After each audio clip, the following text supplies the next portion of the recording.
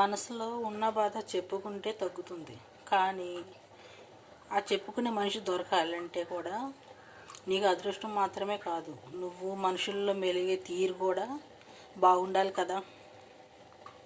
ఇంకోటి వినండి, ఆకలిగా ఉన్నవాడికి గుప్పుడన్నం, ఆపదలో ఉన్నవాడికి కొంచెం సాయం, బాధలో ఉన్నవాడికి కొంచెం ఓదార్పు అందించడమే నిజమైన మానవత్వం. గుడి అయినా, చర్చి అయినా, మసీదైనా భిక్షగాళ్ళు ఎదురు చూసేది దేవుడి కోసం కాదు, దానం చేసే మనిషి కోసం. అంతే కదా, మీరు ఆలోచించండి. ఇంకోటి చెప్తున్నానేనండి, జీవితంలో నటించడం నేర్చుకోకపోయినా నటించే వారిని గుర్తించుకోవాలి, లేకపోతే నష్టపోతారు.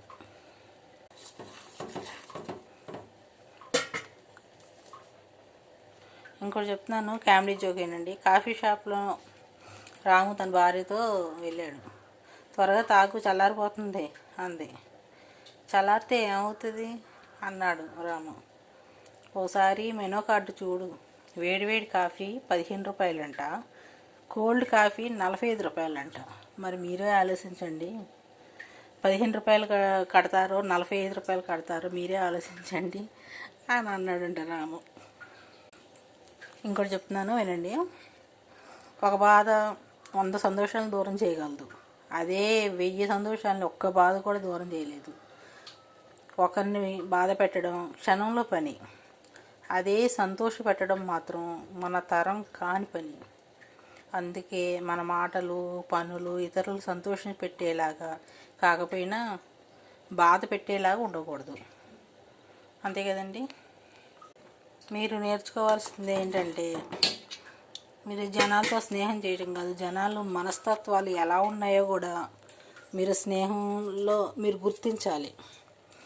మంచివాడా చెడ్డవాడా, మంచిదా చెడ్డదా అని మీరు అలా ప్రయత్నించి చూస్తే మీరు దాన్ని బట్టి మీకు అర్థమైపోద్ది మంచివాళ్ళు అనేది చెడ్డవాళ్ళు అనేది. కానీ మన జీవితంలో ముందుకు రావాలి అంటే ఆలోచించడం అవసరం కదండి. జీవితంలో ముందుకు రావాలంటే మరి ఇవి కూడా మనం ఆలోచించాలి. జీవితంలో చాలా మనం నేర్చుకోవాల్సింది చాలా ఉంటుందండి, కానీ కొంతమంది నేర్చుకోలేక ఆలోచించలేక చాలా నష్టపోతారు. ఆ నష్టం కూడా ఎంత అంత కాదు, కోట్లు చెల్లించిన నష్టం. మీరు ఆశ చూసి మీరు ఆలోచించండి.